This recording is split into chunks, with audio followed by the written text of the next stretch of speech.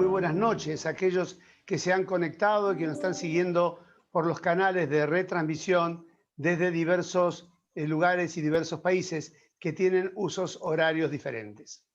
Mi carácter de director del doctorado en Ciencias Jurídicas de la Universidad del Museo Social Argentino y profesor honorario de la Universidad de Congreso, les doy la bienvenida a este evento que para estas dos universidades privadas que se han unido en esta tarde para una convocatoria realmente excepcional, es una contribución que consideran deben tener para con la comunidad de la República Argentina y de los países vecinos latinoamericanos en momentos tan difíciles por los que nosotros estamos atravesando, en momentos de incertidumbre, en momentos donde en este año 2020 la humanidad en su conjunto, sin que haya quedado excluido ningún rincón del planeta, tiene que enfrentar un desafío para el cual no estaba todavía quizás preparada o al menos advertida, como ha sido el coronavirus y la pandemia COVID-19, que ha impactado y ha interpelado nuestras vidas,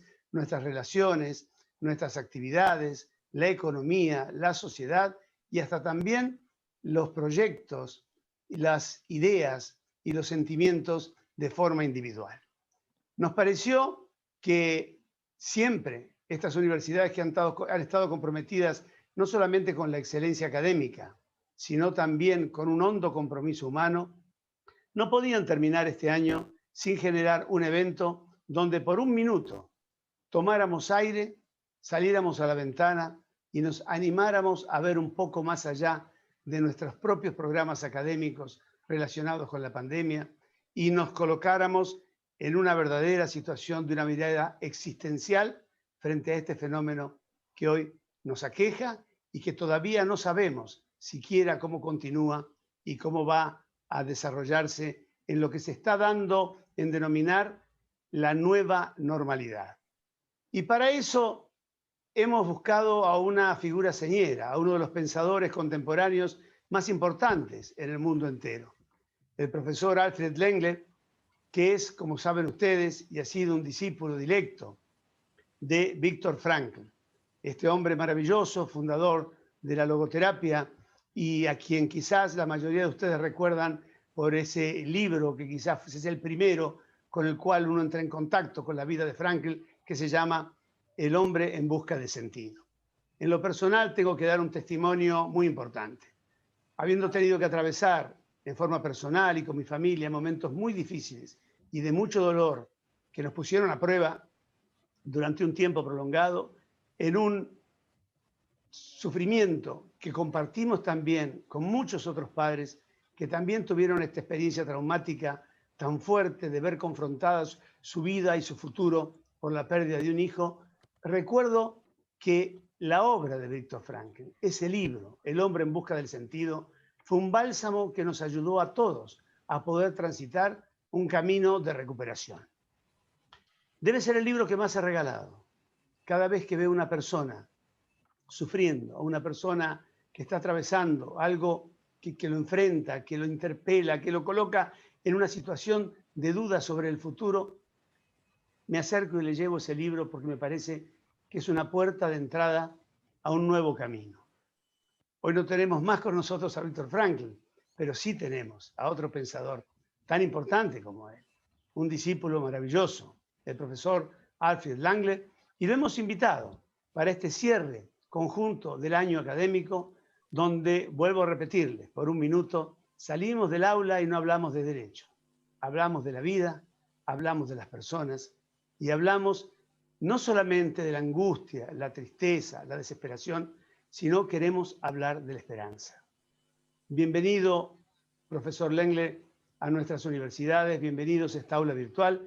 Y le voy a pedir a la señora directora de la carrera de Derecho de la Universidad de Congreso, la profesora Gladys Marsala, que nos acompañen esta tarde, junto con la doctora Alejandra Niño Amieva, coordinadora general del doctorado en Ciencias Jurídicas. Le voy a pedir a Gladys que haga la presentación formal de nuestro invitado y disertante de esta tarde, el profesor Alfred Lengler. Gladys, adelante.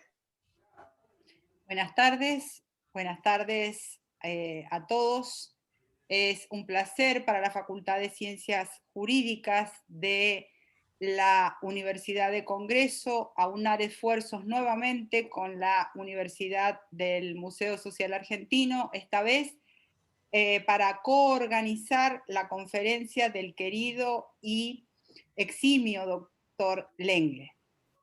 Mi relación con el doctor comenzó el 20 de noviembre del 2015, cuando disertó en la Universidad de Congreso. Tuvimos enseguida conexión y lo visité en Viena en el año 2016, teniendo el honor de que fuera mi guía turística en la capital austríaca, mientras yo preguntaba y él pacientemente respondía a mis preguntas sobre el doctor Viktor Frankl y sobre el análisis existencial. Como decía recién el doctor Vítor, ustedes se preguntarán por qué una conferencia del doctor Lengle para culminar un ciclo académico. Pensando en cómo hacerlo, recordé un párrafo de su libro Vivir con Sentido, donde él escribe: de todos los interrogantes del ser humano, el más significativo y de mayor trascendencia es la pregunta ¿para qué? Se concentra en ella la esencia del ser humano y se funde con lo incierto de su existencia. En esta pregunta culmina la búsqueda del espíritu humano. Entonces me dije, el profesor Lengle es la persona indicada para concluir este año, que pasará a la historia como el año donde la incertidumbre invadió todo.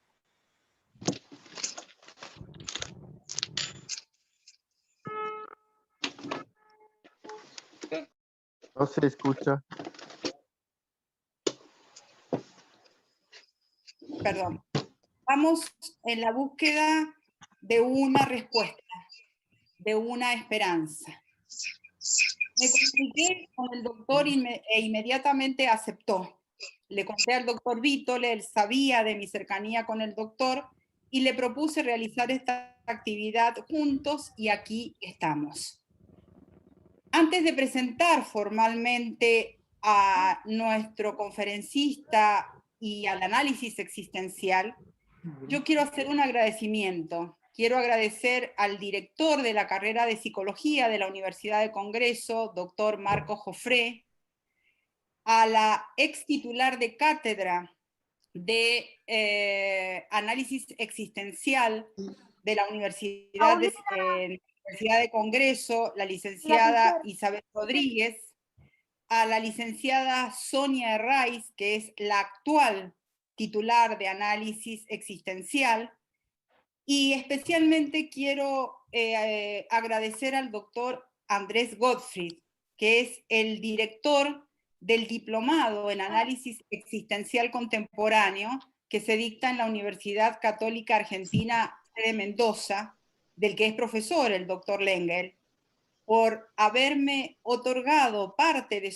su tiempo para alcanzar una definición de nuestro invitado y su obra. El doctor Lengle nació en 1951 en Austria, donde aún hoy vive.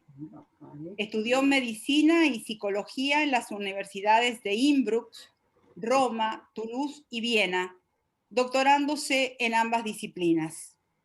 Después de años de trabajo de hospital en medicina general y psiquiatría y en el departamento de pacientes ambulatorios de psiquiatría social, comenzó una práctica privada en psicoterapia, medicina general y psicología clínica en Viena. En la misma época mantuvo una cercana colaboración con el doctor Viktor Frankl. Asistió a las clases universitarias de Frankl durante muchos años y trabajó junto a él en campos relevantes de la logoterapia. Es el fundador y el presidente de la Sociedad Internacional de Logoterapia y Análisis Existencial con sede en Viena, cuyo presidente honorario fue Viktor Frankl hasta 1990. Ha sido docente estable en universidades de Viena, Innsbruck y profesor invitado regularmente a dar cursos en universidades de Moscú, Praga, Buenos Aires, Mendoza. Es fundador de la Escuela de Formación de Psicoterapia Analítico-Existencial, que ha sido estatalmente aprobada en Austria, Suiza, República Checa y Rumania. Es socio honorario en numerosas sociedades de psicoterapia, entre otras de la Sociedad Chilena de Psicología Clínica. Es profesor honorario de diversas universidades del mundo. Tiene más de 300 publicaciones en trabajos de investigación, incluido innumerables libros. 2 de ellos han sido traducidos al castellano. Víctor Frank, una biografía, Vivir con sentido, aplicación práctica de la logoterapia. Ahora, ¿qué es el análisis existencial? El análisis existencial puede ser definido como una psicoterapia fenomenológica personal, orientada a lograr una existencia libre, anímica y emocionalmente, a una toma de posición auténtica, a un trato responsable con la propia vida y con el mundo.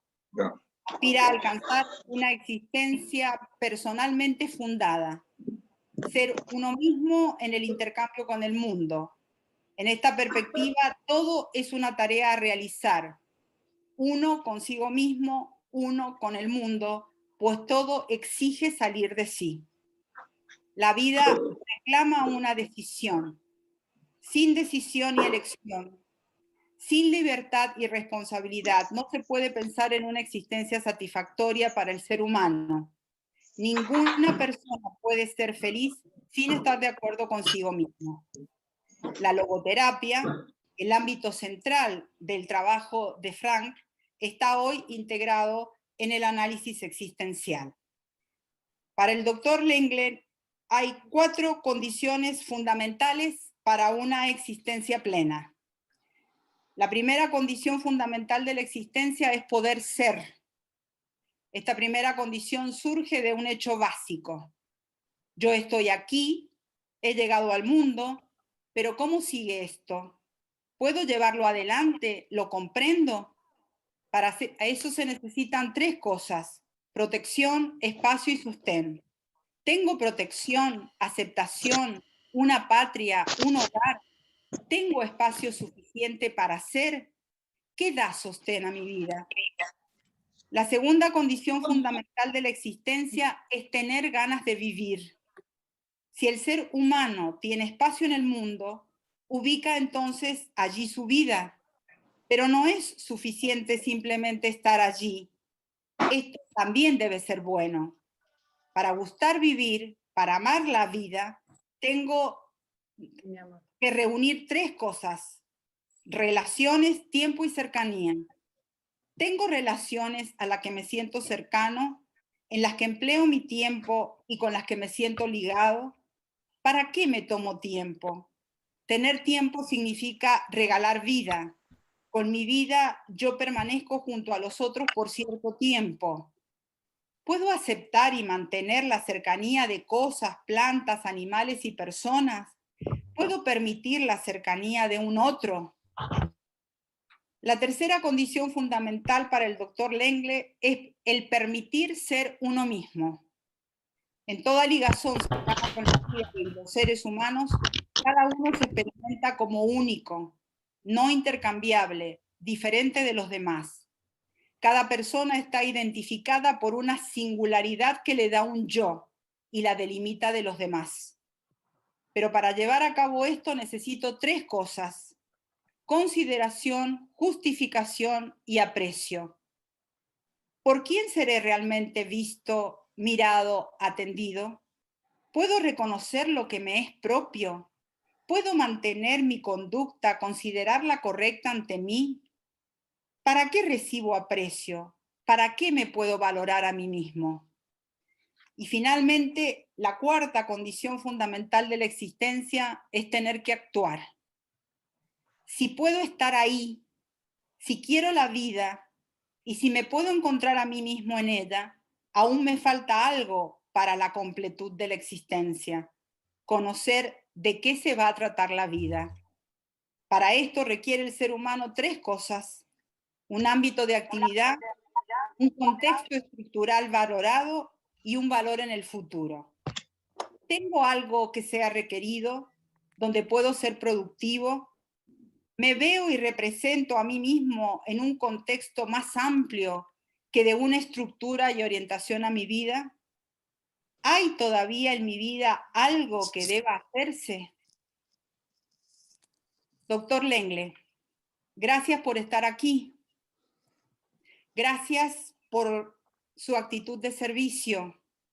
Gracias por todo lo que hace para que tengamos los seres humanos una vida que sea digna de ser vivida. Porque como usted me enseña, más allá del sufrimiento, y en este momento es mucho, la felicidad solo puede estar en el hallazgo del sentido de cada momento. Vamos por su respuesta, vamos por su esperanza. Gracias. Oh, gracias. Gracias, Gladys y Daniel y Alejandra, por la organización, por la invitación y por esa introducción estupenda que hicieron. Muchas gracias. Hicieron o dieron ya una atmósfera muy existencial, con tantas preguntas, tantas miradas en la existencia. Muchas gracias por ese alto nivel de introducción que hicieron. Quiero agregar que soy muy feliz de haber creado una familia con 4 hijos y eso me faltó. Para mí es muy importante tener la familia que me da respaldo, que me da un hogar donde puedo existir. Mis niños, claramente, mis hijos ya son grandes, pero estamos en buen contacto y ahora tengo ya 2 nietos. Es un símbolo de un hecho de la continuación de la vida y que me da mucha alegría, mucha plenitud. Bueno, hoy la tarde me invitaron de hablar sobre inseguridad, angustia y confianza. Tengo un mensaje. Mi mensaje es que podemos vivir con alegría y sentido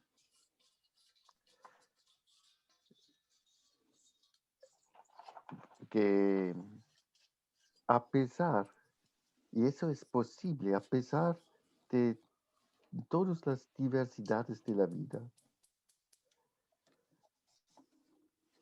es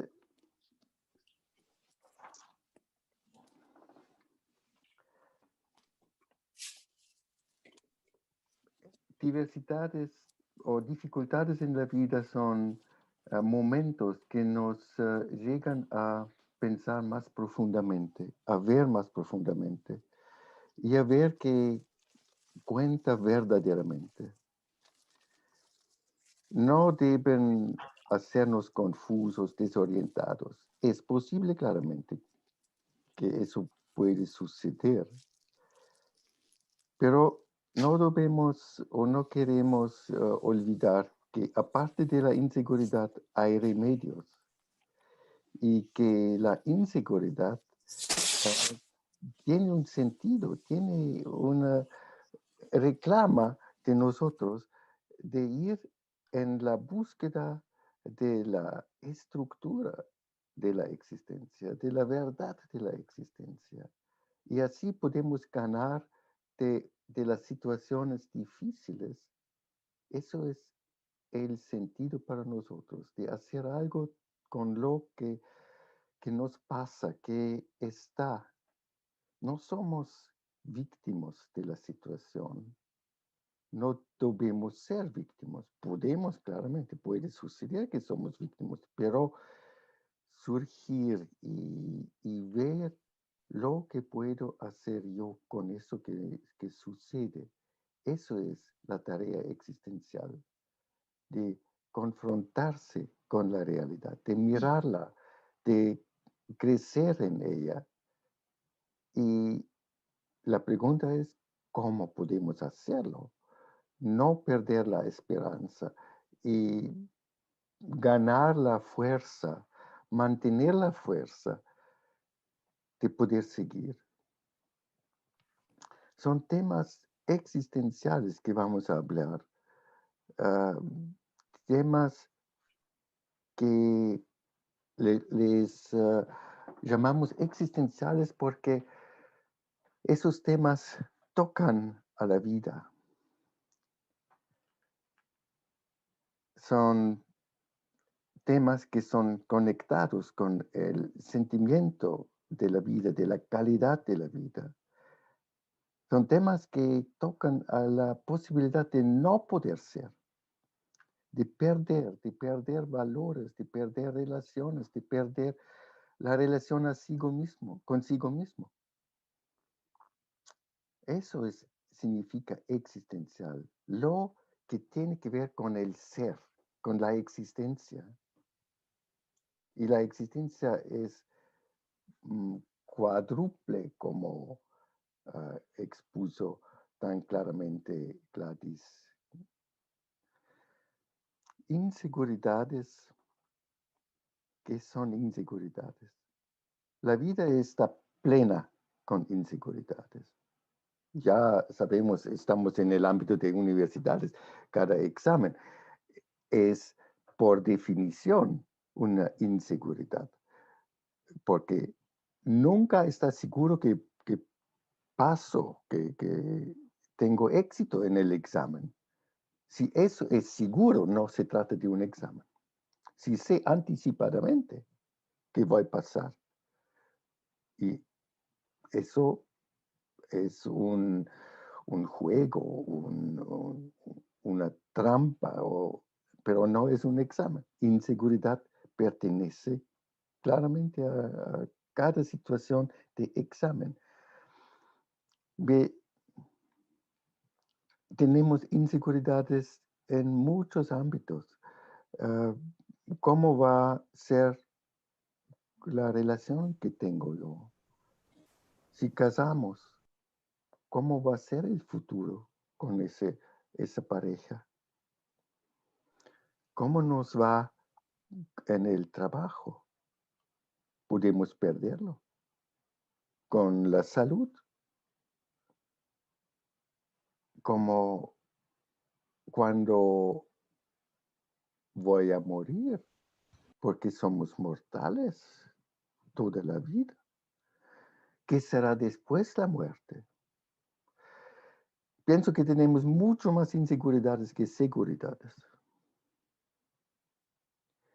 Y la pregunta surge, ¿cómo tratamos tal inseguridades?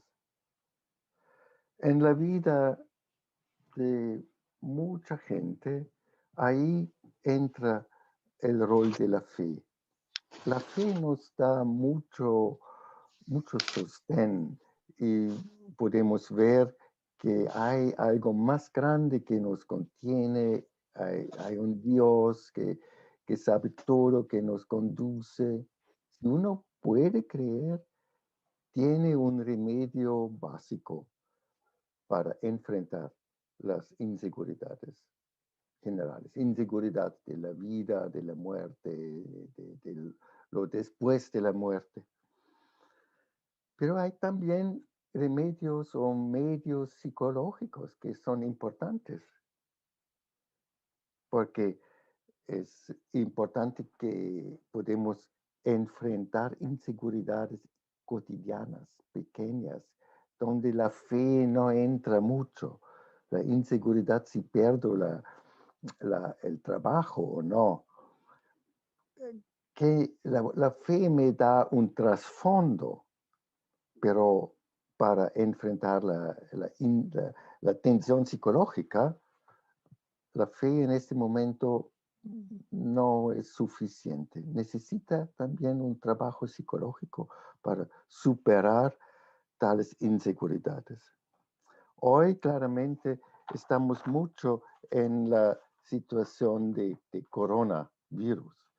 especialmente en Europa, estamos en medio de la segunda ola y escucho que también en Argentina ustedes están en, en un continuo confinamiento desde meses. Y los efectos en Europa no son suficientes, no son satisfactorios. Y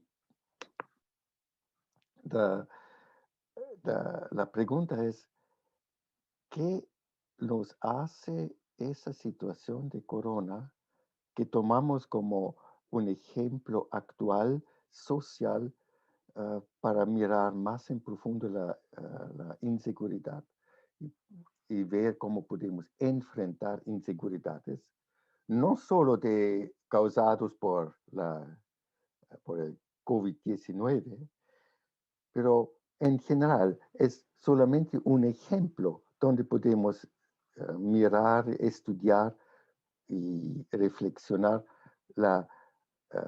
el remedio o la forma de enfrentar tales inseguridades.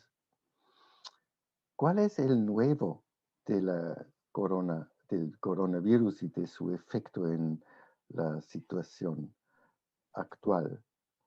Afectúa estados, sociedades, economía, compañías, empleos y hace una gran cantidad de pérdida de trabajo en todo el mundo. Y la pérdida de trabajo en Europa causa una pérdida de trabajo en Asia oeste. Asia oeste. Porque ahí se producen tantas cosas que se venden en Europa. Estamos conectados en todo el mundo. El desempleo es el máximo desde la Segunda Guerra Mundial. Influencia no solamente este gran horizonte de la vida, de la economía y la política y la sociedad, pero también en el círculo más cercano. Tiene una influencia sobre las familias, las relaciones. Estamos encerrados en la familia. No podemos venir a ver fácilmente, reunirnos, hacer fiestas. Somos libres y al mismo tiempo encadenados. Libres, claro, no hay una fuerza especial que nos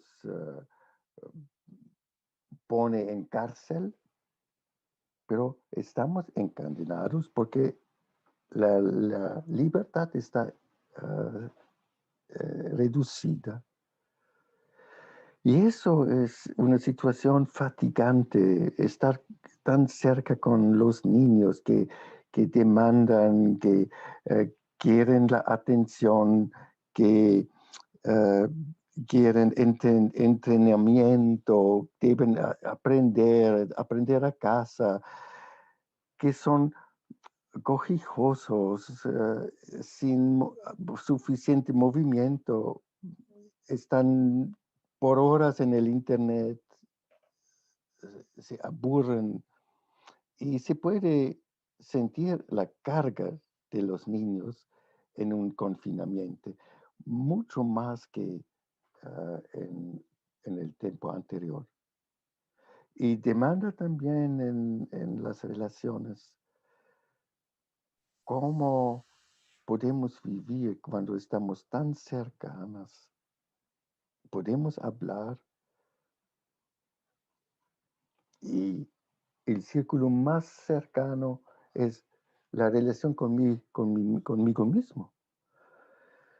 Estar solo, estar en continua conexión conmigo, hablar conmigo. No puedo distraerme tan fácilmente como antes. Claro, hay posibilidades, hay videos, hay internet, etcétera, hay teléfono, pero estamos más restringidos. ¿Y cómo me va conmigo tan cercanamente? Y pueden surgir inseguridades, miedos de enfermedades, miedos por los viejos en la familia, por los enfermos en la familia, miedos, angustia de muerte, porque claramente se puede morir más fácilmente con este virus. La mortalidad es en general 3 veces más alto que la mortalidad de la influencia. Se trata de una verdadera, un verdadero peligro que claramente es muy más alto para ciertas personas, los viejos, por ejemplo, los enfermos, que para otros. Pero al mismo tiempo, se debe hacerse claro que se habla tan fácilmente de una crisis, pero se debe preguntarse si se trata verdaderamente de una crisis. Crisis es un término de moda y se usa fácilmente para poder enfrentar la situación actual. Es muy importante, psicológicamente dicho, que vemos la normalidad, que concentramos a la normalización de la situación. No, no es una casa que quema, no es una nave que naufrague, no se trata de una guerra, se trata simplemente de un nuevo peligro, con lo cual debemos aprender a vivir y protegernos y tratarlo. Para algunas personas claramente es una crisis enorme, es una amenaza. Para la mayoría de las personas se trata, si se quiere utilizar la palabra crisis, se trata de una crisis de cambio, de adaptación, un problema de adaptación, un problema de creatividad, un problema del desarrollo de la propia personalidad. Pero actualmente, claramente, es una carga, es un desafío, un estrés, una inseguridad. La situación con el virus corona nos hace más claro la situación, eh, clara la situación de la realidad existencial y el trasfondo de la vida. Vida, existencia per se, y quiero hablar un poco sobre ese trasfondo, un poco filosóficamente, y después más psicológicamente. Existencia, vivir significa básicamente estar expuesto a un mundo que tiene su propia dinámica, un mundo que puede ser frío, duro, sin corazón y también infeccioso. Y también que infecciona a algunos de nosotros. En este mundo encontramos inseguridad. Este mundo es de una manera siniestro, lúgubre, funesto, donde no podemos encontrar un domicilio, un hogar. Es interesante en alemán, y Heidegger se refiere a esa palabra alemán, significa unheimlich, traducir en castellano, significa que ansiedad, este sentimiento funesto significa, en palabras claras, no hay hogar, unheimlich, no hay casa, no hay domicilio. Y la pregunta es, si se trata de un sentimiento enfermo o de una percepción real.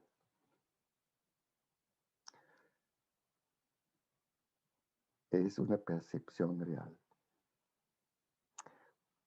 Algo de la filosofía de Heidegger trata sobre esa percepción, sobre esa realidad, sobre esa verdad que en el horizonte más amplio,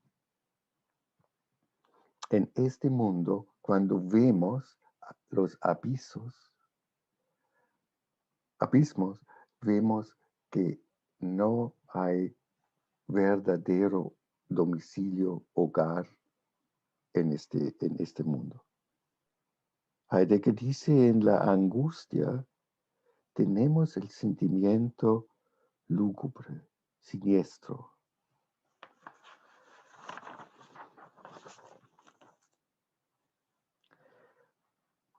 Angustia, continúa, es una condición básica de la existencia. Es un existencial, como dice él, con una palabra artificial. Porque estamos como en pasajero acá.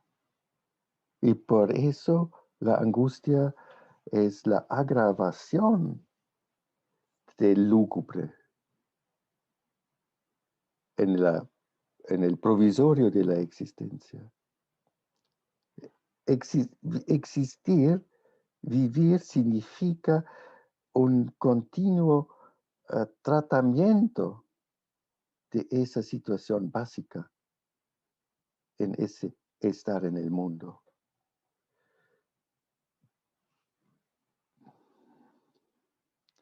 En la angustia, en el miedo, se muestra el mundo en su forma lúgubre. En otras palabras, la cotidiana familiaridad de la vida, de vivir, de estar aquí, quiebre como una ilusión, como un equivoco. Y el sentimiento que todo va a pasar como antes, como estamos acostumbrados, vanece.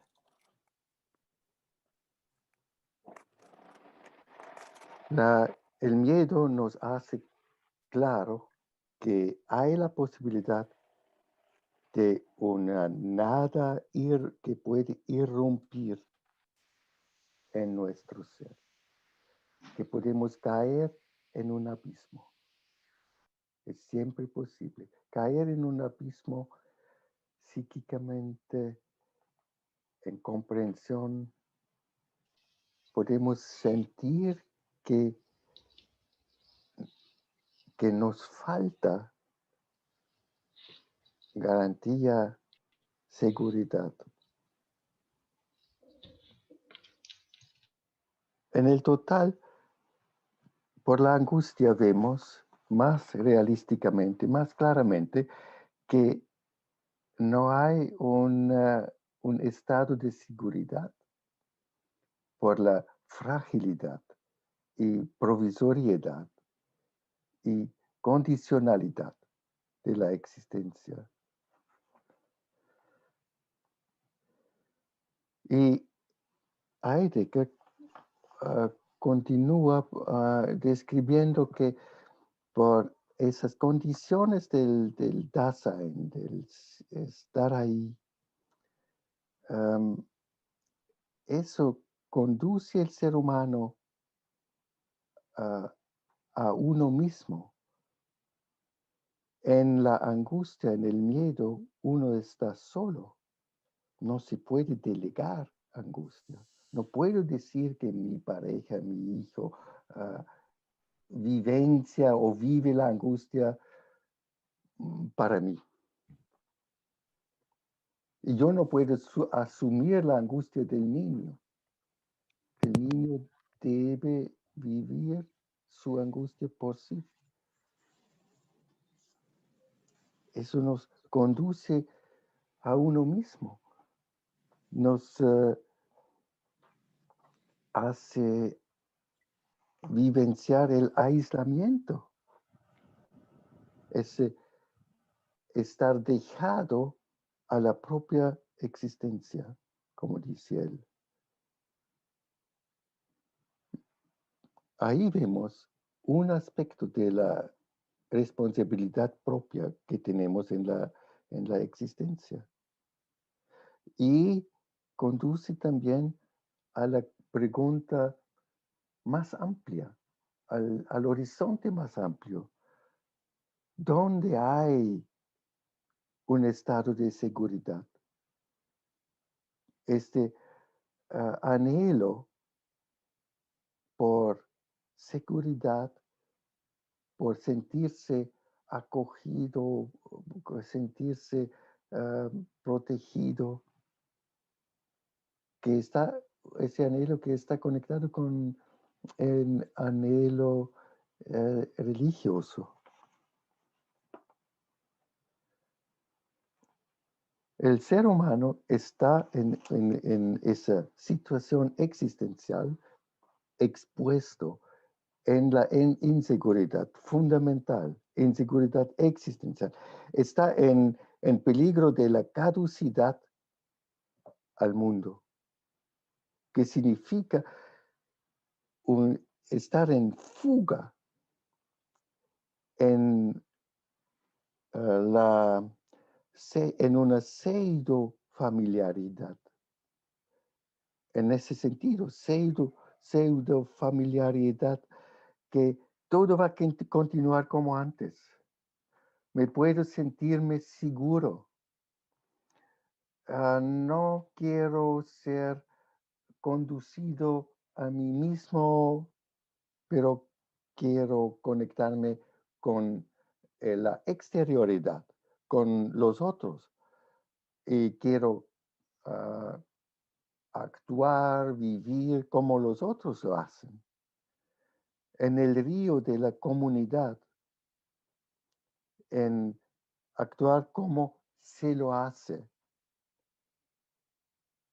Así el ser humano cae en la impropiedad. No soy propio yo cuando hago como se lo hace. Y así estamos en peligro de perder el sentido profundo de la existencia. Como reacción a esa situación de exposición en ese mundo frío que nos da el sentimiento que todo es provisorio, todo es transitorio, todo es frágil. Para hacer una suma de lo que decimos,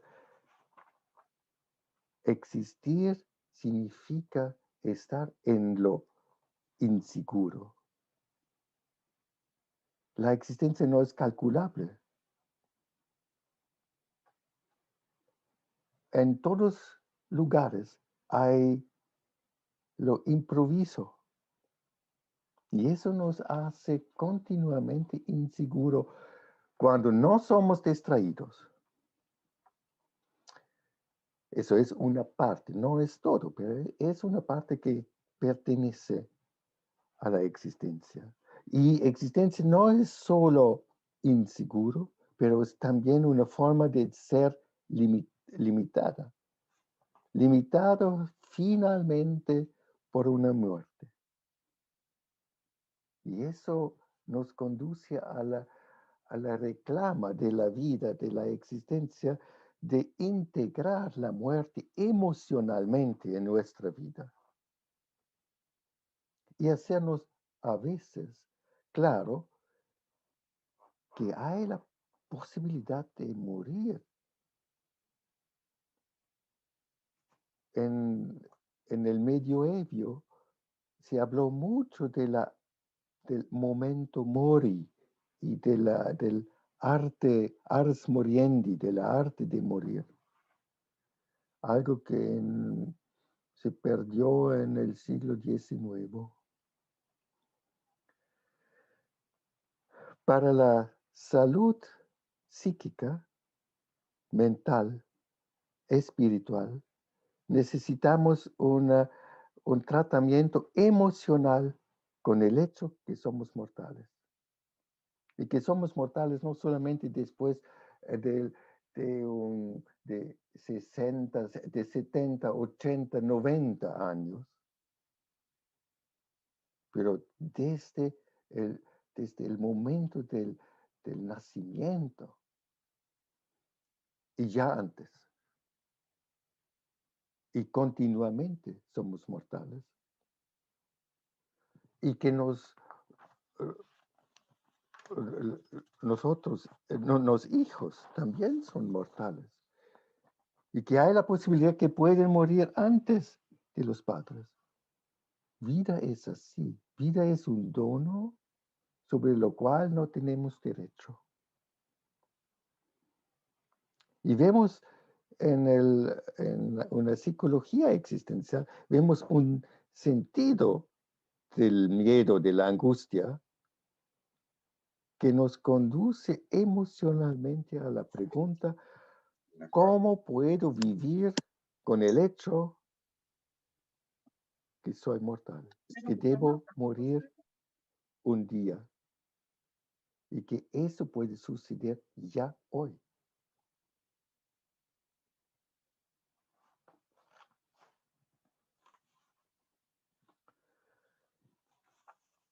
Este gran horizonte de la inseguridad lo quise explorar o quise exponer para hacernos claro que inseguridad es algo muy normal y que por la caducidad al mundo, a la cotidianidad, ponemos de lado esa sabiduría, esa percepción. Pero en situaciones, en tiempos difíciles, de crisis o de peligros, eso nos surge más claramente, No sé qué es. nos aparece claramente. Quiero continuar ahora de hablar un poco más de inseguridad al nivel psíquico. Eso fue el nivel general, el nivel existencial. La inseguridad existencial que pertenece a la existencia y no hay existencia que está seguro. En palabras simples se puede decir, no hay seguridad en la vida, salvo la muerte. Nada es seguro. También la investigación científica no es seguro. No hay prueba de seguridad. Vida es un riesgo. Vida es un intento. Y cada día es un gran dono si pudimos sobrevivir y no nos resultó un ataque cardíaco o algo muy mal de afuera, de adentro. Inseguridades son conectados con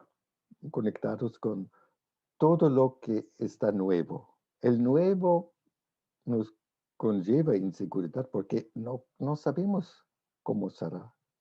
No lo conocemos.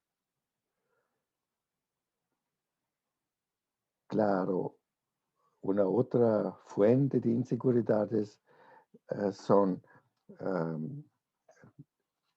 problemas y dangers,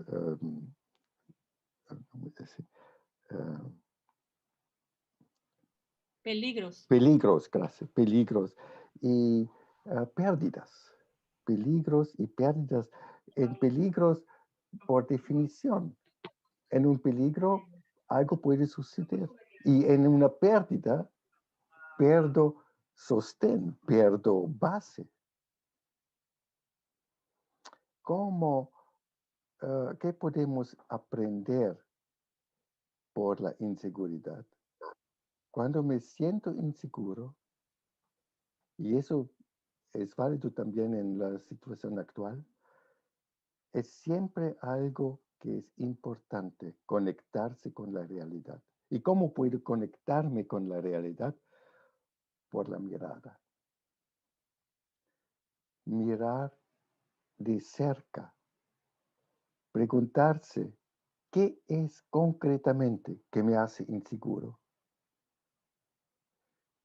Ese problema ahora, ¿qué es concretamente que me hace inseguro en la relación, en el trabajo, en el estar solo? Si siento inseguridad, es intentar acercarse más a lo que está, a lo que hay. Inseguridad, ¿qué significa inseguridad? Inseguridad es el sentimiento general, algo mal puede acabar, ocurrir. Y cuando lo hago concreto, puedo ayudarme. ¿Qué sería lo peor que podría suceder, que podría acontecer, ocurrirme? ¿Qué sería mal para mí? Sí, ¿qué tiene lugar? Ahora se trata de la inseguridad personal, no existencial general, existencial personal. Y está muy claro que bajo pesos y crisis y pérdidas y peligros y lo nuevo, problemas, dolores, experiencias olvidadas aparecen más fácilmente. Hay trasfondos muy bien conocidos de psicológicos que actúan la tensión y con la tensión va actuada y actualizada los dificultades. En esa situación ahora estamos más cerca a la posibilidad de enfermarse, de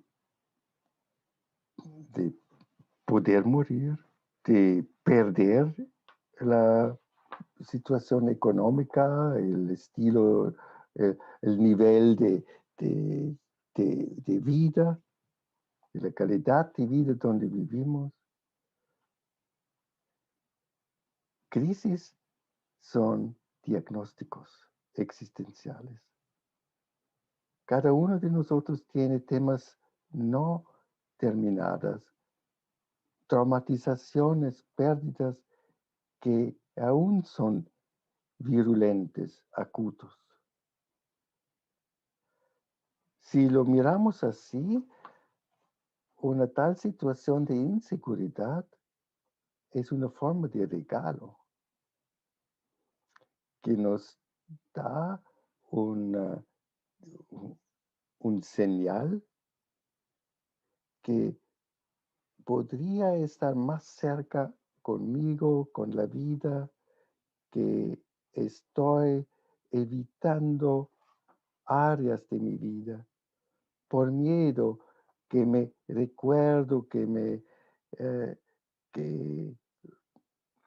me duele, que algo que vivencié, como por ejemplo estar en un hospital, fue una experiencia muy dolorosa y lo olvidé. Son ya 20 años pasados, pero tengo el sentimiento, si eso me sucede otra vez, no puedo soportarlo. No quiero que tiene lugar otra vez. Pero no podemos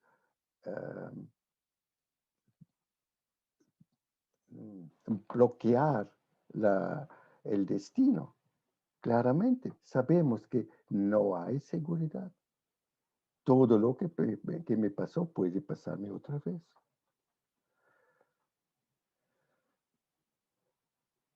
Para poder capaz de vivir bajo tales inseguridades, es importante desarrollar una resiliencia, un sistema de inmunidad psíquica, espiritual, para ser capaz de poder llevarlo, enfrentarlo, vivir con eso, para darse piso por sobrevivencia. ¿Cómo reaccionan seres humanos frente a la inseguridad? Buscan soporte, buscan seguridad, buscan protección, buscan espacio para vivir. Pero parte de esas reacciones son irracionales. Ahí quiero darle un poco una idea de reacciones irracionales que tienen el sentido de dar a las personas un cierto sostén, pero que no son conectados con la realidad. Se trata de teorías de conspiraciones acerca de la COVID-19 situación. Hay un aumento de teoría de conspiraciones. Soy sorprendido. Conozco tales teorías del medioevo. Son frutos que surgen del malestar en nuestro tiempo, y de no poder soportar la inseguridad. Hay un paralelo con sectos. En alemán se creó la palabra para denominar las teorías de conspiración, que no se trata más de la pandemia, pero de la plandemia, porque un plan está detrás de esa pandemia. Hay sobre todo 3 grupos de teorías de conspiraciones. Un grupo es una expresión de la inseguridad. Quiero escribirlo brevemente para ver cómo personas pueden sufrir y hacer sufrir los cercanos cuando están tan fijados y rígidos en esas teorías de conspiración. Teorías como expresión de la inseguridad, se dice, la verdad está ocultada. Los exámenes los tests del virus son falsificados. O se dice que el nuevo red de telecomunicación 5G expande el virus. Se dice que estamos al final de los tiempos y eso sucede todos los 26.000 años y ahora estamos en eso. Inseguridad. No sabemos la verdad, pero no lo sabemos porque hay personas que lo saben pero lo ocultan. O hay un grupo de teorías de conspiración que está cerca de dar explicaciones, como algunos dicen que políticos hacen miedo para llegar a un nuevo sistema, perdón, para llegar a nuevo sistema fascista. Los políticos planificaron la segunda ola. Y hay un poder secreto, oscuro detrás que quiere obtener el dominio del mundo. Se habla de la corona dictadura. Se dice que políticos caen en una machucadura. Que la estrategia detrás es la obligación de la vacunación. Y junto con la vacunación se implantan un chip electrónico bajo la piel para poder observar todo el pueblo. Hay medicamentos, pero no se lo dice. Un tercer grupo de la plan de mi teoría, aparte de la inseguridad, aparte de dar explicaciones porque se desarrolla así, hay personas que simplemente niegan la situación. Corona es una forma de gripe, es algo muy normal. Corona no existe. No conozco ninguna persona que fue afectada por el virus. O no existe. Esta corona fue inventado y todas las imágenes que vimos en la televisión son artificiales y los ataúdes no son de Italia o de un país con corona, pero vienen de la guerra de Angola, por ejemplo. Hay una gran inseguridad detrás de todas esas explicaciones que la gente se hace. Y conozco a personas que sufren mucho porque es imposible de poder hablar con las personas que son ocupados de teorías de conspiraciones. ¿Por qué es así? Porque esas teorías de conspiraciones no son reflexiones, no son basados en realidad, pero son reacciones de coping, reacciones de protección porque no pueden soportar la inseguridad. Hay un gran peligro con una tal inseguridad que uno puede caer psíquicamente en un abismo y sentirse inundado por miedo. Pero con una tal teoría, se tiene algo firme donde se puede agarrarse. Y por eso las personas son inaccesibles y no hay argumentos que puedan ayudarles.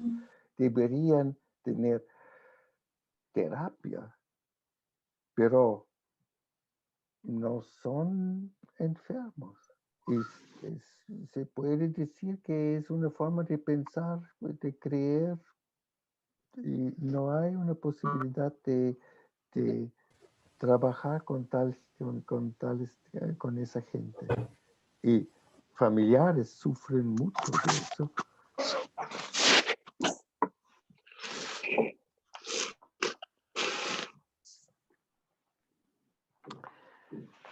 De inseguridad conduce a un dubio de la realidad. ¿Es real? ¿Es esa realidad con la cual debemos vivir? Corona, ¿cuál es la realidad? No podemos estar seguros cómo va a seguir esa inseguridad. ¿Qué va a pasar?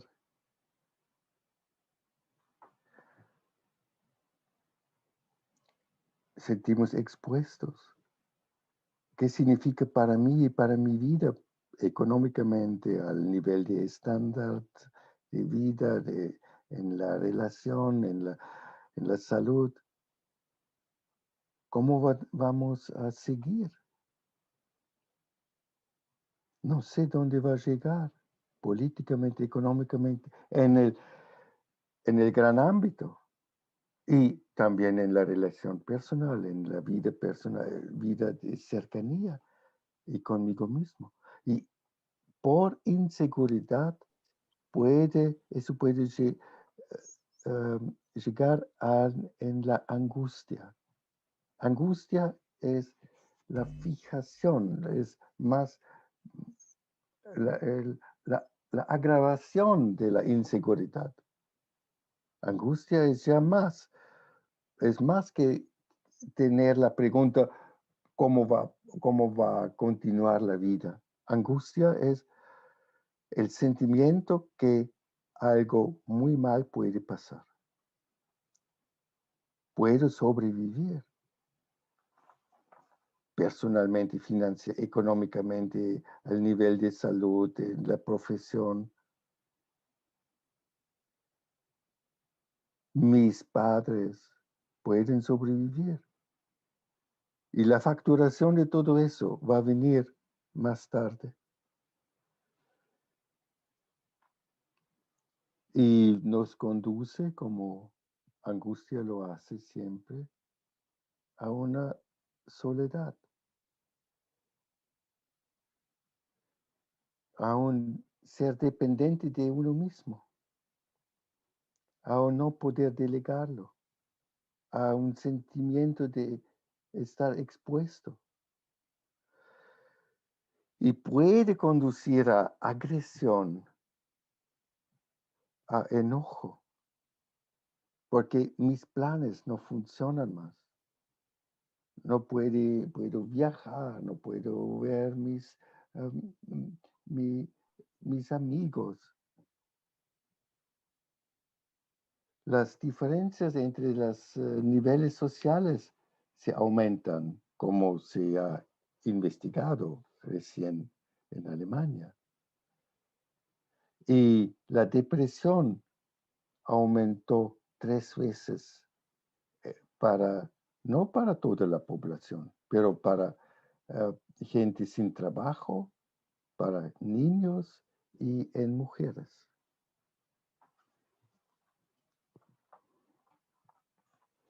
Eso es el resultado de la inseguridad. ¿Cómo podemos tratar la inseguridad? Inseguridad, decimos, tiene una base existencial, que es básico y fundamental en la vida, y tiene la concretización en uno mismo. ¿Cómo podemos enfrentar y superar la inseguridad? ¿Qué hacemos? Ya conocemos inseguridad porque pertenece a la vida. Y cada uno de nosotros tiene sus recursos y sus medios de superarlo.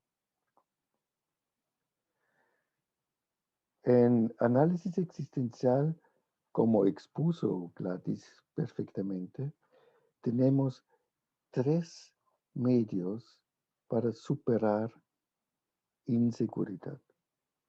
Necesitamos protección. Y uno primero, se puede preguntarse, ¿qué me da protección en mi vida?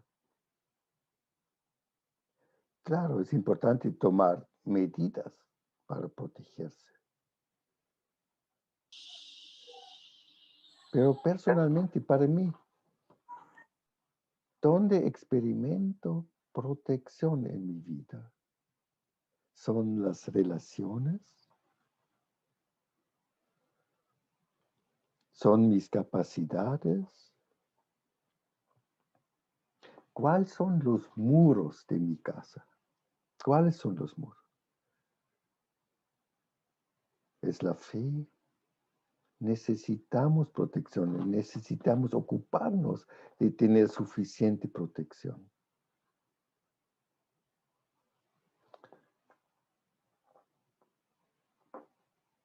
En la situación de COVID, claramente necesitamos distancia y acciones higiénicas. En mi relación, ¿necesito protección o me siento protegido por el amor, por ejemplo? Inseguridad es un señal de una falta de protección, pero no solo de protección, también de espacio. Necesito, es el segundo elemento para enfrentar inseguridad, espacio. ¿Dónde puedo estar, detenerme? Espacio externo, apartamento, casa, ir a paseos. Espacio interno, mi cuerpo, mi relación conmigo mismo. Tengo el sentimiento que tengo suficiente espacio para poder vivir, para poder estar. Espacio que pertenece a mí, mi cama. Espacio protegido. Inseguridad es un síntoma de una falta de espacio protegido. Y también es un señal de una falta de sostén, el tercer elemento, que forman la base de poder ser. Protección, espacio y sostén. ¿Qué me da sostén en mi vida? Relaciones son muy importantes, claramente. Pero la verdad da sostén también.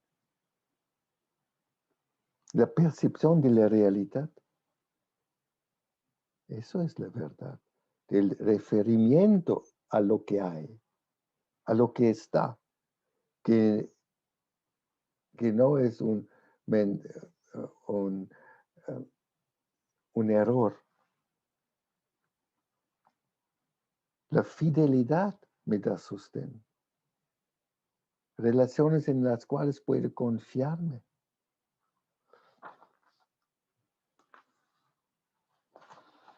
Ahí encontramos el tema central para el enfrentamiento de inseguridades, la confianza. Confianza es el dominio de la inseguridad. Por la confianza podemos superar inseguridad y continuar a vivir. Confianza es como un puente sobre el río de inseguridad. Confianza, ¿qué significa confianza? Confianza significa que veo algo que está, algo firme, algo que puede soportar mi peso. El peso, un puente puede soportar mi peso y así puede cruzar el río. Confianza es primariamente una percepción, perdón,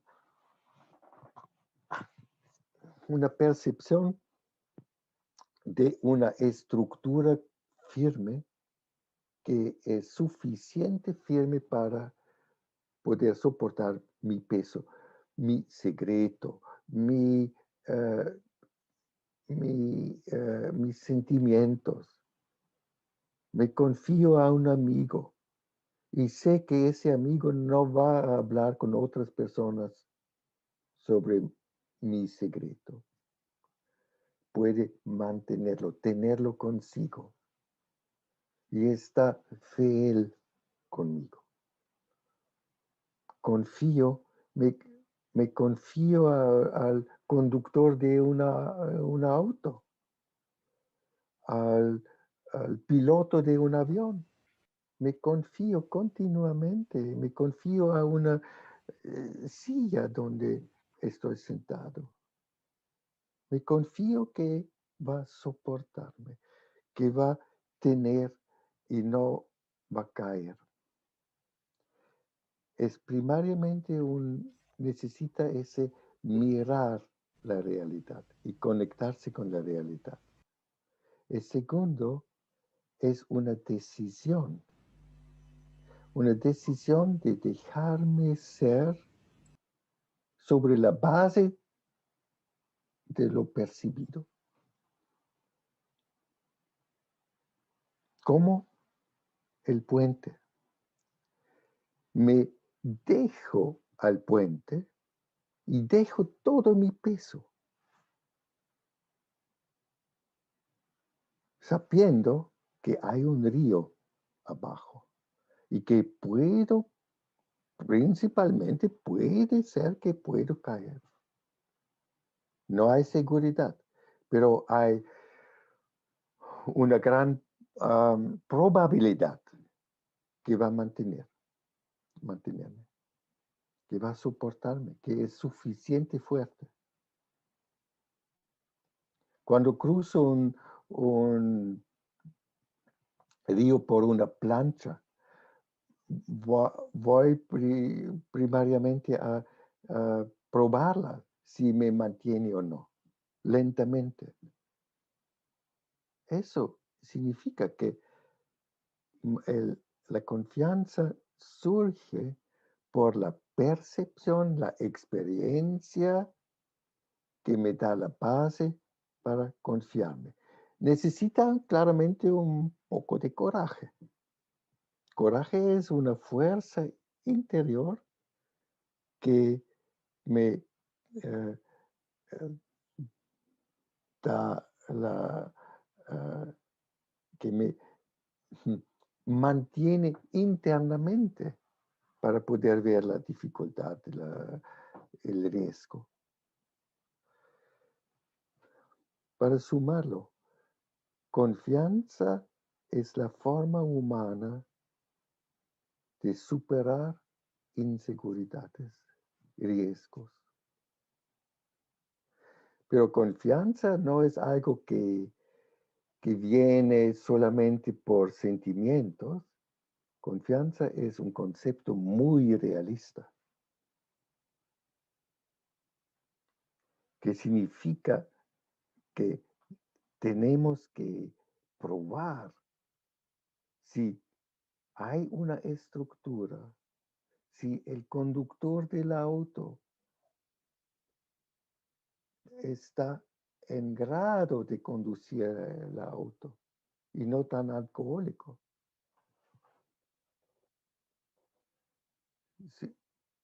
si vemos que el conductor no está capaz de conducir el auto, angustia surge, la inseguridad surge y la inseguridad puede asumirse hasta el nivel de angustia y miedo.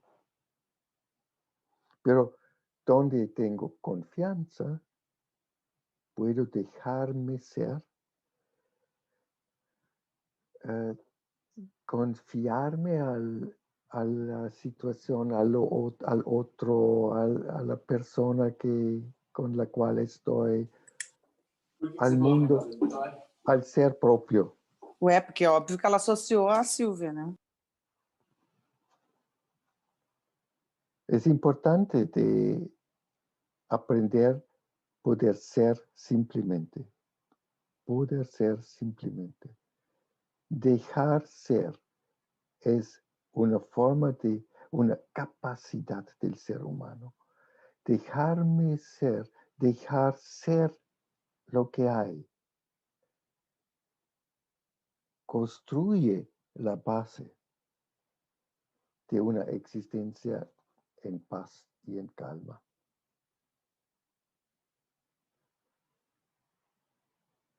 Prácticamente es como dijimos antes, en la base de protección, espacio y sostén, eso nos da la base de la cual podemos mirar de cerca a lo que hace inseguridad y que produce tensión.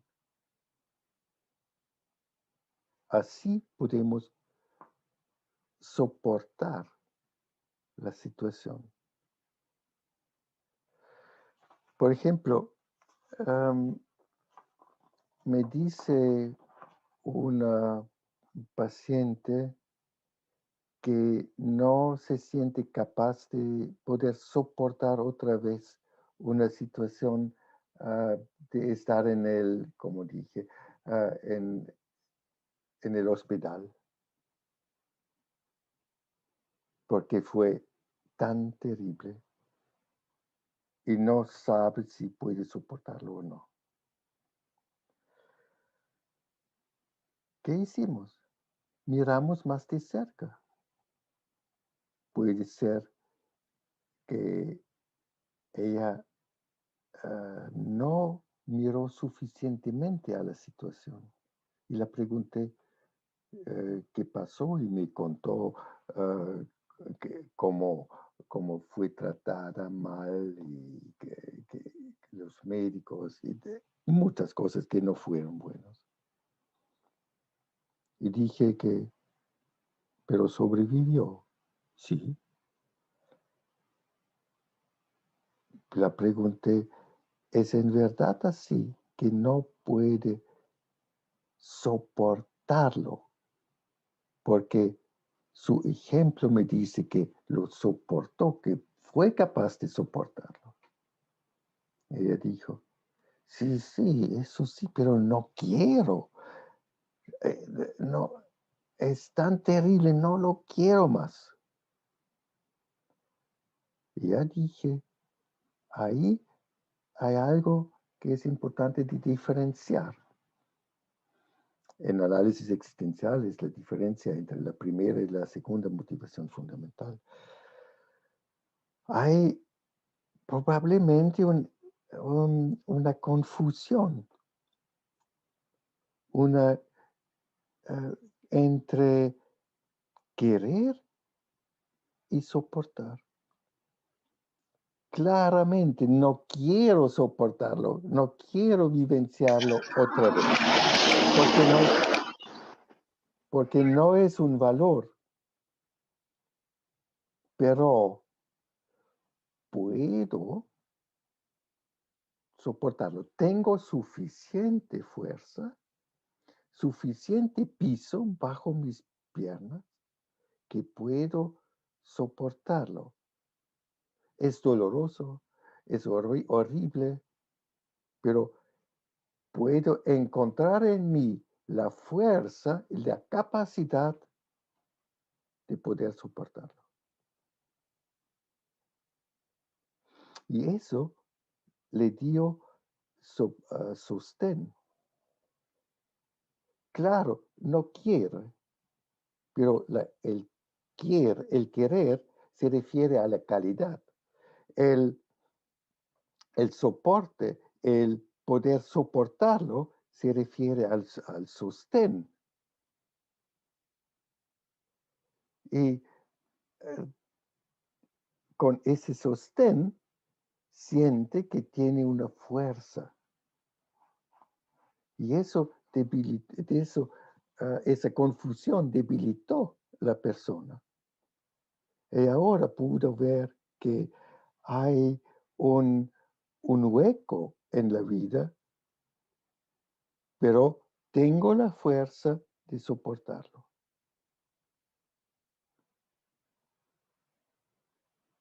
Si no veo esa capacidad en mí, tengo el sentimiento que no puedo soportarlo. Y ahí siento miedo, al menos inseguridad. Pero a veces gente tiene miedo de decirle que puedo soportarlo porque tienen el miedo si admito que tengo la capacidad de soportarlo, que eso es una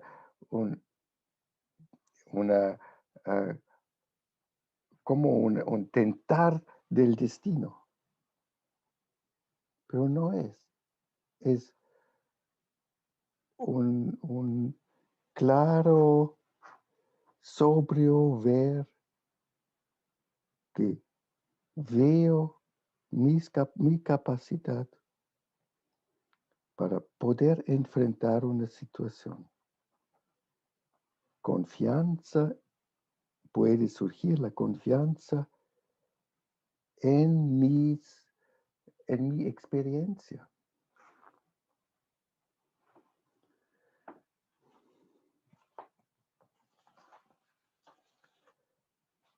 Tengo una paciente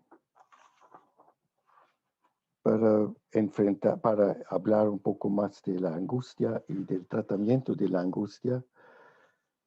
Hasta ahora hablamos de la inseguridad, del confrontamiento, cómo confrontar inseguridad con ver protección, espacio y sostén, y de desarrollar confianza.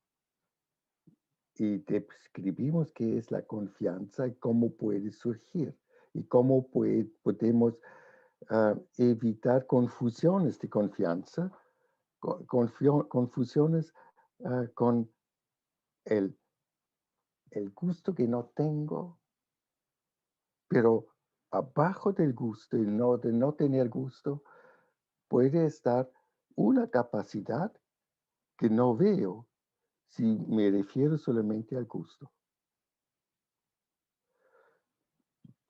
Ahora quiero referirme un poco más a la angustia y ver en un ejemplo cómo podemos enfrentar la angustia. Se trata de una paciente que ya estuvo en terapia conmigo por mucho tiempo, y una persona que sufre de una ansiedad que produce tensiones en ella y en esa situación de corona tuvo dificultades de sueño y también aburrimiento y soledad. Ella tiene 75 años y su ansiedad, su angustia se aumentó significativamente en este periodo de COVID-19. Vive muy seguramente, va de paseo a veces sola, vive sola, pero dice que últimamente no puede dormir más, no más bien o poco, y sus tensiones aumentaron. Y le pregunté, pero lo que lo que usted me dijo, ah, usted hace todo en punto de vista de profilaxis. Y no veo que más ustedes pueden hacer. Y a pesar de eso se siente inseguro. Y me dice que sí, tengo siempre inseguridad, que algo puede pasar, tener lugar, a caer. Y como es típico para una situación de crisis o de dificultades, ah, viejos ansiedades, angustias surgieron otra vez. Su miedo fue que puede olvidar algo o hacer algo falso. Y le pregunté, ¿qué podría ser eso? Y dijo que, por ejemplo, puedo olvidar lavar mis manos. Ella yo también conoce bien en ella su carencia de confianza en sí mismo. Es un tema viejo en ella. Y eso ahora está actualizado, que es típico para una tal situación, que puntos débiles en una vida se despierten.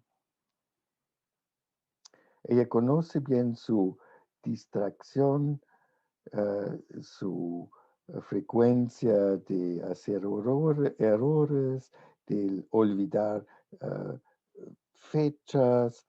Ella es siempre insegura y ahora mucho más porque se trata de una enfermedad que es un gran riesgo para ella en su edad. En este punto, le pregunté si se trata de su conocida ansiedad o angustia patológica o si se trata de una angustia real.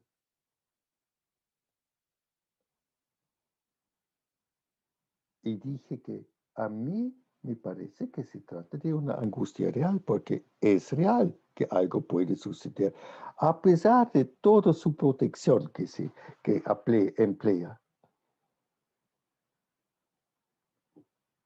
Y ella dijo, pero eso no me ayuda.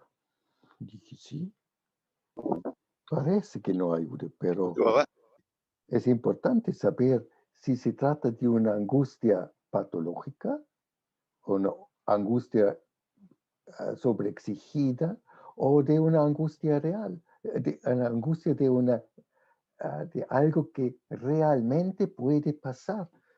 Y nosotros debemos aprender a vivir con eso. Dije pero tengo miedo y el miedo no me hace dormir bien. Y dije, en este caso, su miedo es un miedo real y es un miedo real, es un amigo, es un soporte, es una ayuda. Su miedo le ayuda de recordarse a lavar las manos cuando reentra de un paseo, por ejemplo. Y durante el lavar las manos, ella puede empezar a hablar con el miedo, diciendo al miedo, gracias miedo. Ahora hiciste tu servicio, me ayudaste a no olvidar lavar las manos. Ahora lavé las manos y no te necesito más para hoy. Pero gracias. Y ahora puedo calmarme. Ella empezó a sonreír diciendo que nunca lo he visto así, pero en verdad un miedo realista es una ayuda.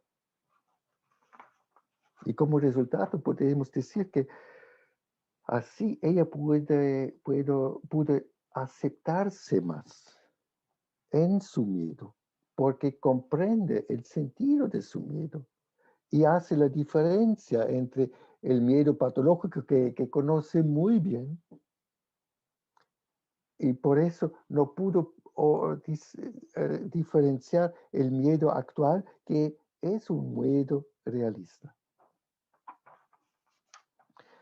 Así, el tema protección fue tratado suficientemente, pero hablamos después de tener espacio.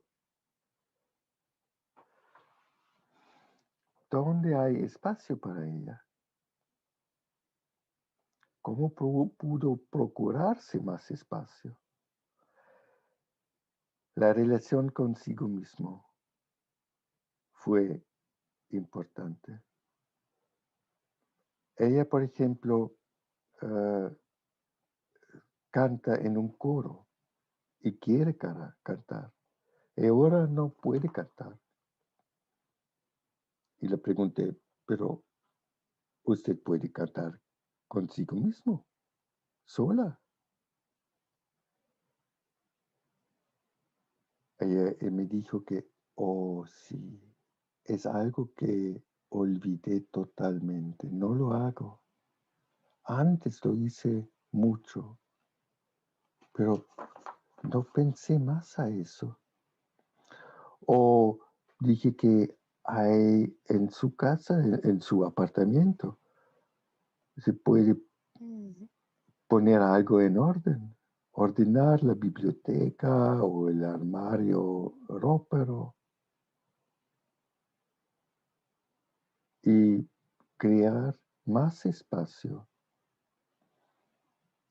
O hacer gimnástica a casa, aparte de ir al paseo. O preparar una buena cena. O escribir cartas a sus amigos. Ella quiere mucho escribir cartas. Y así aumentamos el autocuidado y su espacio interno, donde se pudo moverse más. Y todos esos temas fueron importantes para ella. Y para aumentar el sostén, el tercer tema, hablamos del ritual de adormecimiento, rituales dan sostén. Hablamos más de cerca, concretamente, cómo se puede arreglarse a ir cuando va a dormirse. La autoconfianza, el hablar consigo mismo. Y el gran sostén para ella son sus hijas y sus amigos, y de conectarse con ella.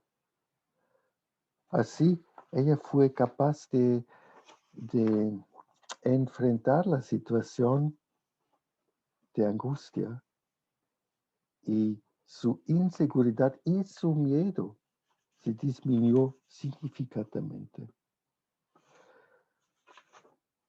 Angustia, miedo, puede producir mucho estrechez. Y angustia tiene el sentido último de enfrentarse con la existencia en su totalidad. Cuando sufrimos de una angustia expectativa, debemos enfrentar la angustia y preguntarnos 3 preguntas. Por ejemplo, cuando sufro de una angustia que puedo perder mi trabajo, que otro miedo de poder ser infectado o que mis padres son infectados, etc. Esos miedos necesitan más que solamente protección, espacio y sostén. Necesitan confronto directo con 3 preguntas. Preguntas que me conectan con la realidad. Esa es la forma de terapia, un elemento de terapia de miedos en análisis existencial. Confrontación de los miedos. Primera pregunta, ¿qué va a pasar realísticamente? ¿Cuáles son las consecuencias si eso pasa, si eso sucede, si pierdo realmente mi profesión, mi trabajo? Si me infecto, si mis padres se infectúan. La consecuencia es que si se trata de una enfermedad grave, se debe ir al hospital. Si pierdo el trabajo, es una situación muy crítica económicamente, etc. Y eso significa que quizás no puedo pagar el arriendo y que debo que estoy en una dificultad enorme. No sé cómo sobrevivir. Segunda pregunta, ¿cómo es eso para mí? ¿Por qué es difícil para mí? ¿Por qué es difícil si me infectúo? Porque quiero vivir, que no quiero sufrir, claro. Pero si me infectúo, ¿es porque sufro o porque tengo miedo? Miedo de probablemente que hay una probabilidad más alta de poder morir. ¿Cómo sería para mí si mis padres? Puede ser difícil porque quiero hablar con ellos sobre algunos temas, por ejemplo. ¿Y por qué es difícil si pierdo mi trabajo? Es difícil porque me gustan tanto las conexiones y las relaciones con mis colegas, aparte de la situación económica. Es importante de ver los valores que están en peligro, que voy a perder, que puede ser que voy a perder. Me hace más realista, me hace la vida más concreta. Y la tercera pregunta es muy importante porque me hace más activa, me conduce afuera de la situación de ser un víctima. ¿Qué voy a hacer? Si eso sucede, si pierdo mi trabajo, ¿qué concretamente voy a hacer? Puedo preguntar a mis amigos de ayudarme. Puedo vender mi casa, mi apartamento, si no tengo más, y vivir en un lugar más pequeño. Y puede ser, claramente, que dio todo y no tengo más posibilidades. Es una posibilidad, es realista. Y en ese caso, ¿qué hago? Llorar, tomar, orar. ¿Qué hago concretamente si eso sucede a mí? Eso nos hace realistas. Si mis padres son infectados, ¿qué hago? Hago todo lo posible para darle ayuda. Pero si no es suficiente, y si ellos van a dormir, a morir, ¿qué hago? Llorar, duelar, doler. Sí, así es la vida. Y si soy infectado yo mismo, y si desarrolla trágicamente, ¿qué hago? Lo que puedo. Y si eso no es suficiente, es posible que puedo morir. Y que debo decirme que así fue mi vida. Ahí va a terminarse mi vida. Es posible. Eso es realista, ser realista. Y ese conectarse con la realidad nos ayuda mucho a calmarnos. Vemos más profundamente hasta la base del ser, hasta el fondo del ser, hasta el ser mismo, que estamos en un ser con las mismas reglas y leyes con las cuales empezamos a existir, con las mismas reglas del ser, vamos a terminar el estar ahí. Y es muy humano, muy normal morir. No sabemos cuándo, no sabemos cómo, pero puede suceder también en una situación de COVID-19. Pero puede ser por un accidente, puede ser por una enfermedad, un cáncer. Todo eso es posible. Pertenece a la realidad humana. Y no es la tragedia. Es claramente, es difícil. Tenemos hijos, queremos vivir, tenemos padres y parientes y parejas y planes y nos gusta la vida.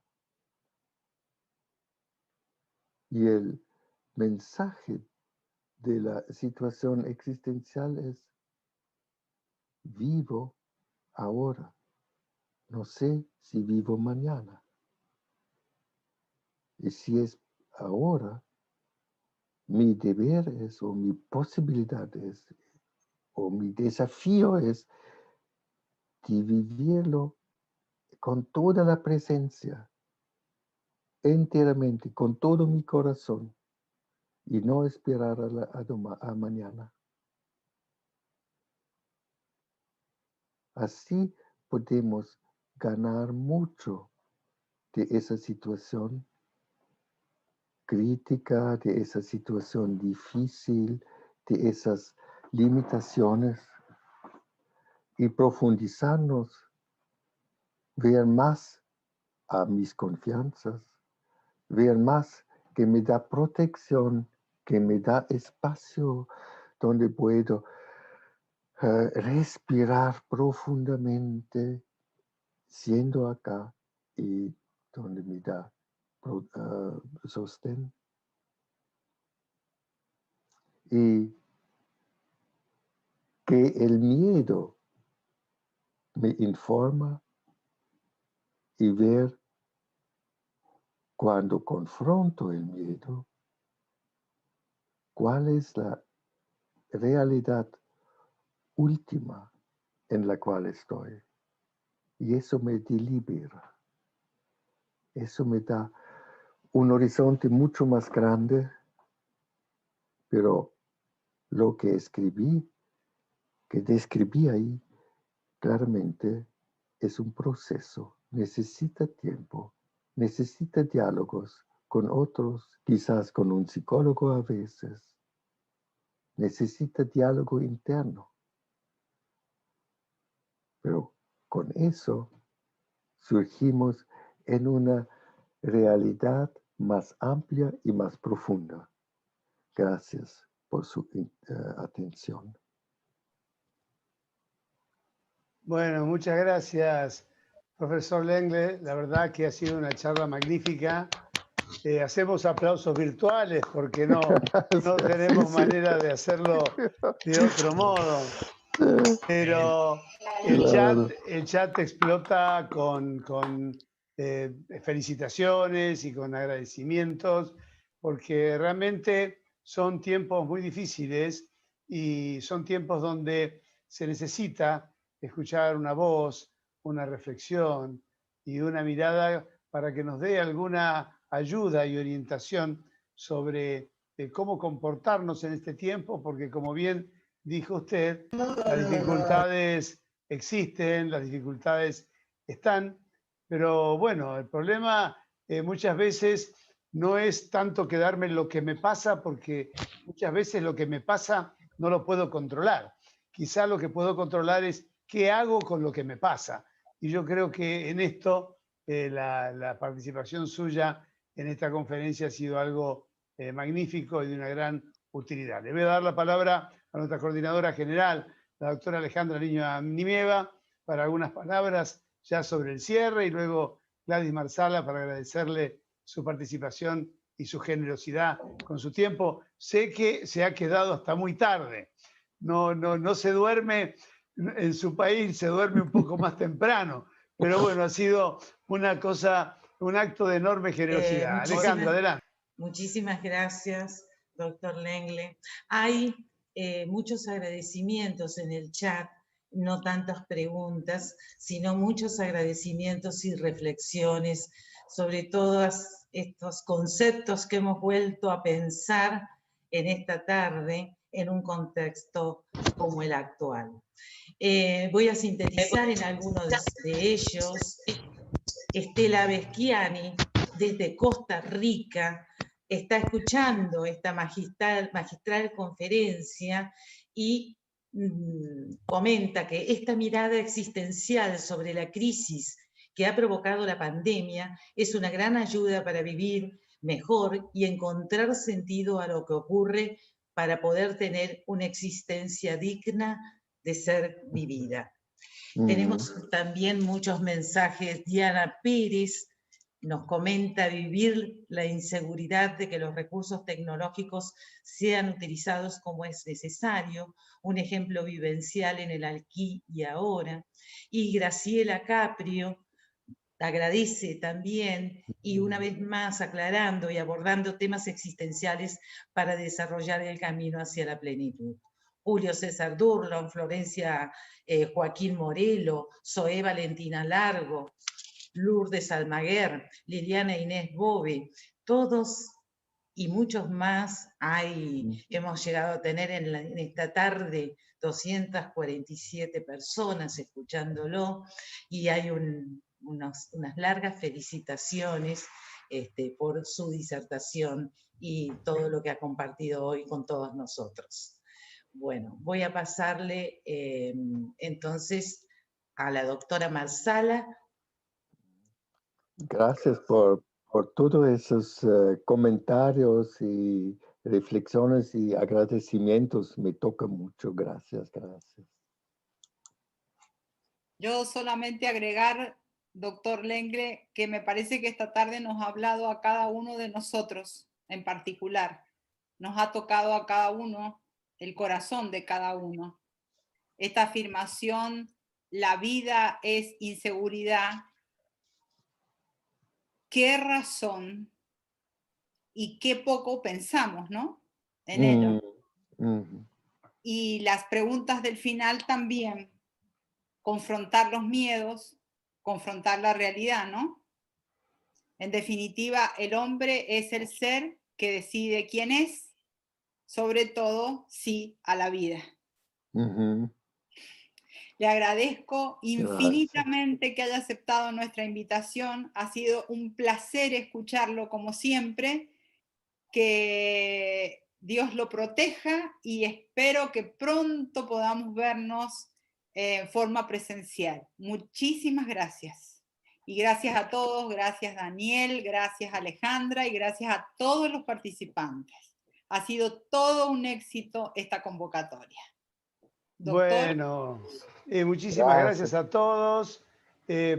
Profesor Alfred Lengle, nuevamente todo nuestro agradecimiento para todos los asistentes y aquellas personas que no han podido conectarse en nuestro campus y a través de la difusión de las universidades.